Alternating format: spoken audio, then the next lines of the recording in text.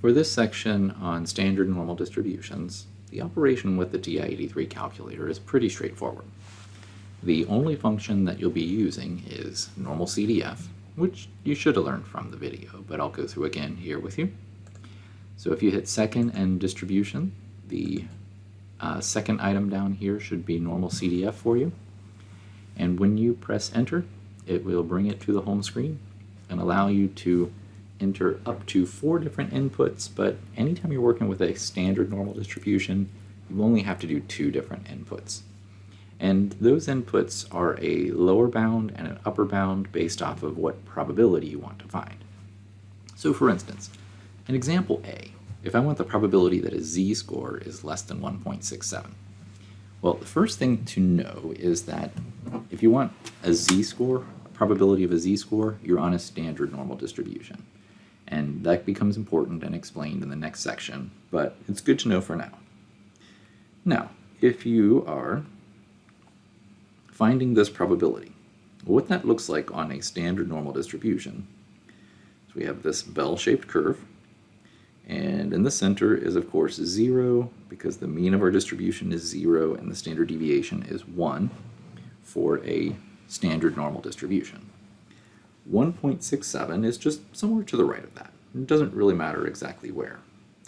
But if you want all the z-scores that are less than 1.67, because this axis is labeled with z-scores, you'd want all the values to the left of that. So you're effectively going from negative infinity to positive 1.67.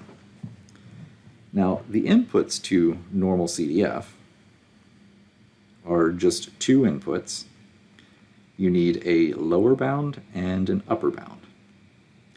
So the lower bound pertains to the lower bound on your shaded region, and upper pertains to the upper bound on your shaded region. So in this case, we'd want to put negative infinity in for our lower bound, but of course there's no negative infinity on the calculator. So I believe the video might have stated to use negative 10. Possibly it stated to use negative 10,000 or negative 9,000. It doesn't really matter what value that is. It just needs to be something that's really small comparatively. So I've been recommending students use negative e to the 99th because that works for pretty much every case you'd ever run into. And the upper bound is just the 1.67. So this would be calculating the area to the left of the value 1.67. Okay, so let me bring up my key press history again for you so you can see what I've typed in. I will do a negative. Just make sure you use the negative instead of the minus. Then the E, you do need to make sure you use second and comma to get this little E here. And what it just means is the way the scientific notation is done in the calculator, so it means 1 times 10 and then to the 99th power. That's what I represent for negative infinity. Now, if you prefer using just a bunch of 9s or like 10,000, it doesn't really matter. It's not going to make any difference in the world.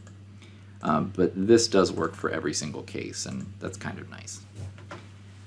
Now, the other thing to be careful of, don't use like alpha and then E, because this capital E is a storage location in the calculator, and that probably is just set to 0, and so you're really just putting 0 in, so be careful there. And also don't use this over here, because lowercase e is the constant 2.718, which is kind of like pi. It shows up a lot in mathematics. Just be careful with that. Just second and comma gives you the small capital E, which is the way the calculator uses scientific notation. All right, so that to our upper bound of 1.67, and the calculator will come up with that total amount of area under the curve for you. Okay, now for an area to the right, like in part B, we still use Normalcdf. Just so you know, there is a Normalpdf in here, but we'll never use that in the class. You'll learn about inverse norm at a later time, but you'll only ever use Normalcdf or inverse norm, never Normalpdf. So for an area to the right, what would happen there is if you drew this and shaded, this negative 0.51 would be a lower bound of your distribution, or of the shaded region. Then the upper bound would be positive infinity, so e to the 99th. All right, and then that would be the probability that you're looking for. And when you're looking for the probability between two z-scores using Normalcdf, you already know what the lower and upper bounds are. You just type them in as you see them. And then it will calculate that area, which is your probability, and you're all done.